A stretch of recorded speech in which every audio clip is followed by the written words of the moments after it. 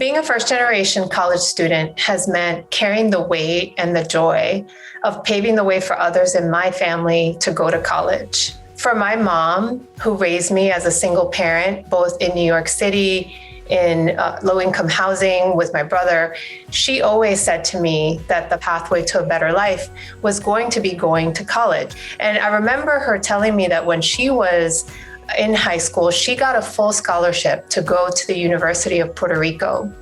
And in her first year, she started to get anxiety and depression. And at that time, no one really knew what it was. And so she was never able to actually finish college. When I was in high school, I went to the High School of Music and Art in New York. And I went there for art. And you can see the painting behind me is one of my creations. And in high school, I didn't understand really what I had to do to apply for college. The college guidance counselor actually discouraged me from applying for certain schools. He said, I don't think a kid like you is going to get into Bard. And guess what? I got into Bard. I remember walking down the stage to get my diploma. And I felt like at that moment, I was finally graduating for both my mom and I. And the impact of going to college has meant breaking the cycle of generational poverty. I'm blessed that I was able to go to college, to law school, and to business school with a full scholarship.